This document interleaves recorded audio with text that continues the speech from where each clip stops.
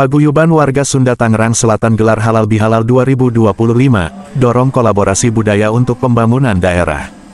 Tangerang Selatan, harianupdate.id, tanggal 27 April tahun 2025. Paguyuban warga Sunda Tangerang Selatan PWSTS menggelar acara Halal Bihalal di Aula Dinas Ketahanan Pangan, Pertanian, dan Perikanan Kota Tangerang Selatan, kawasan pertanian terpadu, Jalan Tandon Ciater, Serpong. Kegiatan ini menjadi momentum untuk mempererat tali silaturahmi, memperkuat persaudaraan, serta mendorong kolaborasi lintas budaya dalam membangun kota Tangerang Selatan. Seperti penyampaian Ketua Pelaksana Yepi Suherman berikut.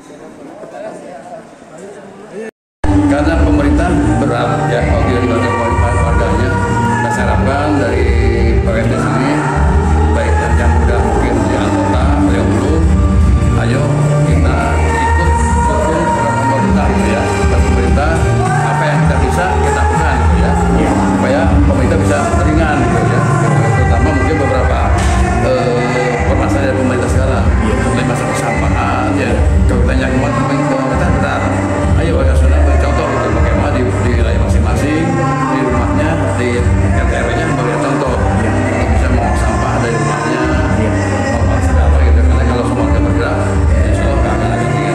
Dalam sambutannya, Ketua Umum PWSTS, Dudung, menekankan pentingnya peran paguyuban dalam mendukung pembangunan daerah berbasis budaya. Ia mengajak seluruh komunitas etnis di Tangsel, seperti paguyuban Sunda, Bali, Minang, Betawi, dan lainnya, untuk lebih aktif berkolaborasi dengan pemerintah. Pembangunan Tangerang Selatan ke depan harus berpijak pada budaya. Kita bisa mencontoh Jepang yang tetap menjaga budayanya di tengah modernisasi. Tangsel pun harus mampu memadukan kemajuan dengan kekayaan budaya lokal, ujar Dudung. Ini sudah saatnya paguyuban-paguyuban yang ada di Tangsel, itu baik Sunda, Bali, Batak, Minang, terus Betawi, dan yang lain sebagainya, itu bisa diajak berkolaborasi dalam pelaksanaan pembangunannya. Artinya pembangunan ke Tangsel harus berpijak kepada budaya. Dalam acara yang berlangsung hangat ini, Wakil Wali Kota Tangerang Selatan, Pilar Sagaisan, turut memberikan sambutan.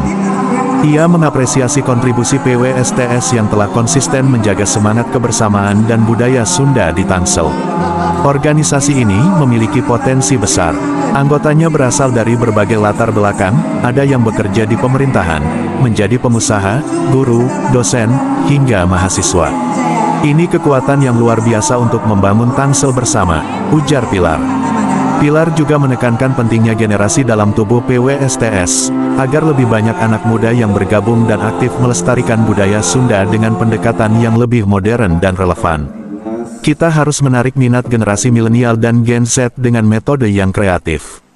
Pelestarian budaya harus dikemas secara kekinian, agar tidak terkesan monoton, tambahnya. Kami mengapresiasi lah PWSTS ini kan memang setiap tahun mengadakan agenda silaturahmi ya, mempersatukan